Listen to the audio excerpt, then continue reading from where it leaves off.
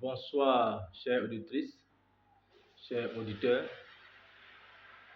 Bonsoir, chers abonnés. Dieu vous bénisse. Dieu bénisse l'œuvre de vos mains. Aujourd'hui encore, nous continuons avec un autre message. Aujourd'hui, nous allons parler de l'adoration. Comment adorer Dieu en esprit? La Bible nous montre quelque chose de très important dans Jean 4, verset 23, que nous allons lire. Jean 4, 23. La Bible dit ceci. Mais le moment vient, et il est même déjà là, où les vrais adorateurs adoreront le Père en étant guidés par son esprit et selon sa vérité. Car tels sont les adorateurs que veut le Père. Donc ici, Dieu nous demande de l'adorer en esprit et en vérité. Donc, nous allons voir les clés de l'adoration. Et ce soir, nous allons énumérer 4 clés.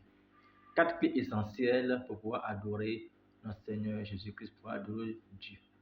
La première clé, c'est la liberté. La liberté, on va lire cela dans Jean 8, verset 32. Jean 8, 32, la Bible dit ceci.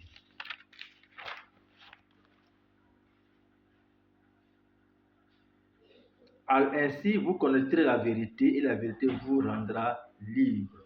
Donc, lorsque nous voulons adorer Dieu, il est important que nous soyons libres de tout engagement, de toutes sortes de choses, de toutes sortes d'emprises pour pouvoir adorer Dieu. Parce que si nous sommes occupés à faire d'autres choses et que l'esprit n'est pas libéré, l'esprit est toujours assujetti, l'esprit est toujours dans des choses que Dieu condamne, on ne peut pas adorer Dieu, c'est-à-dire on est toujours esclave. Lorsque nous sommes esclaves de quelque chose de ce monde, nous ne pouvons pas adorer Dieu véritablement. Voilà pourquoi il est important que nous soyons libres de tout engagement du monde, du système du monde.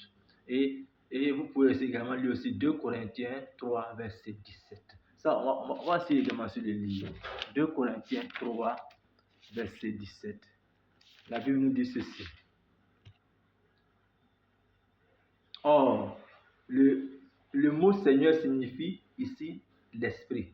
Et là où l'Esprit du Seigneur est présent, là est la liberté. Donc là où le Seigneur Jésus est présent, il y a la liberté. Donc ça veut dire alors la Bible dit qu'on n'est plus condamné, nous sommes libres. Donc étant libres, nous pouvons adorer véritablement notre Seigneur Jésus-Christ. La première chose, la liberté. Deuxième chose, la joie. Voilà, la joie. Donc, il faudrait que nous soyons constamment joyeux. Nous soyons toujours joyeux. Voilà pourquoi la Bible nous montre dans Philippiens 4, verset 4, que réjouissez-vous dans le Seigneur. Et Paul met beaucoup l'accent sur la joie dans le Seigneur. Et même Jésus m'a montré que nous devons toujours nous réjouir. Voilà, lorsque nous sommes dans le Seigneur. Donc, il est très important la joie. La joie, parce que la joie nous permet de pouvoir adorer véritablement Dieu. Parce que la joie enlève à nous tout ce qui est tristesse, tout ce qui est amertume, tout ce qui peut nous attrister. Donc, la joie enlève toutes ces choses-là. Voilà. Et aussi également, vous pouvez lire aussi concernant la joie, vous pouvez lire aussi également Psaume 16, verset 11. Et la troisième chose, la troisième clé, voilà, pour l'adoration de Dieu en esprit, comment adorer Dieu en esprit, la troisième clé, c'est la paix de Dieu. Et selon la Bible, Philippiens 4, verset 7 nous dit quelque chose de très important. Philippiens 4, verset 7. Je lis ça rapidement.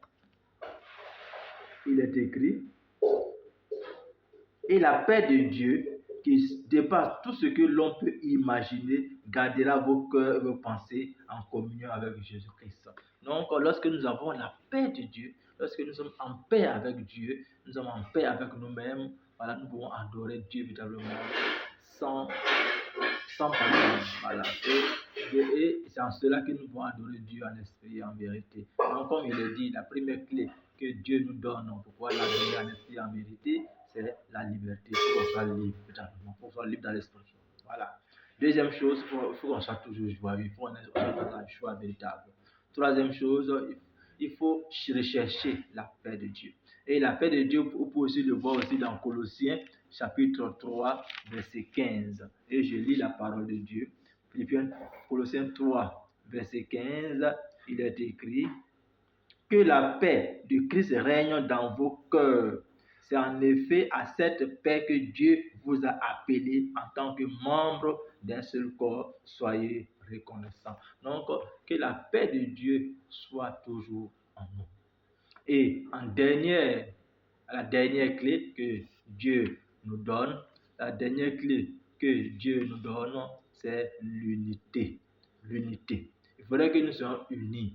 Voilà, nous soyons unis avec nos frères et sœurs. Il faut que nous soyons unis avec nous-mêmes. Il ne faut pas diviser en nous-mêmes. Il ne faut pas qu'il y ait deux langages en nous-mêmes. Un langage qui nous dit faire ça, un langage qui nous dit ne pas ça. Non, il faudrait qu'il y ait un seul langage. Il faudrait que nous-mêmes, nous soyons uniformes en nous-mêmes. Voilà. Et c'est en cela que nous pouvons véritablement adorer le Seigneur Jésus-Christ. Et vous pouvez lire cela dans Éphésiens chapitre 4, verset 1 à 7. Donc, je vais lire les premiers versets et je vais continuer la suite. Philippiens 4, verset 1 à 7. Je vous en supplie donc, moi qui suis prisonnier parce que je sais le Seigneur, vous que Dieu a appelé, conduisez-vous d'une façon digne de cet appel. Soyez toujours humbles, doux et patients. Supportez-vous les uns les autres avec amour. Efforcez-vous de maintenir l'unité que donne l'Esprit Saint, que la paix qui vous lie les uns les autres. Il y a un seul corps et un seul esprit, un seul Saint-Esprit. De même qu'il y a une seule espérance à laquelle Dieu vous a appelé. Il y a un seul Seigneur, une seule foi, un seul baptême. Il y a un seul Dieu, le Père de tous, qui règne sur tous, agit par tous et demeure en tous. Cependant, chacun de nous a reçu un don particulier, l'un de ceux que le Christ a généreusement accordé. Voilà, donc nous devons être unis. Voilà, donc l'unité. Voilà. Donc voilà les 4 clés. La liberté, la joie, la paix en Dieu et l'unité. Voilà. Et ensuite, ce que nous devons éviter, les erreurs à éviter, le formalisme. Le formalisme, ce sont les erreurs que nous devons éviter. Selon Matthieu 5, verset 8 à 9. Et le sentimentalisme, voilà, selon Actes 16 à 18 et 1 Corinthiens 14, verset 33. Donc voilà les 2 erreurs que nous devons éviter si nous voulons évidemment adorer Dieu en esprit et en vérité. Donc, je vais vous montrer tout à l'heure les clés pour adorer le Seigneur en esprit et en vérité et vous montrer aussi ce qu'on ne peut pas faire, c'est-à-dire le formalisme et le sentimentalisme.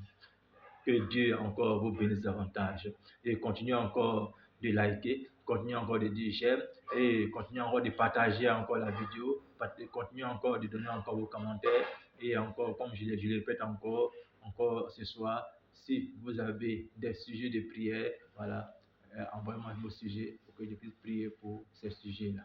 Voilà, et mon numéro est toujours le 00225 05 04 08 18 44. C'est également aussi mon numéro WhatsApp. Donc, vous pouvez m'appeler, vous pouvez m'écrire aussi également. Voilà, je suis à votre écoute. Et Dieu vous bénisse. Et priez, continuez aussi de prier pour moi aussi, pour que aussi je puisse continuer encore de faire des vidéos, de faire aussi de donner des messages, pour que la parole de Dieu soit répandue à travers le monde entier. Parce que moi, si je fais ma part, chacun fait sa part. Que Dieu nous bénisse.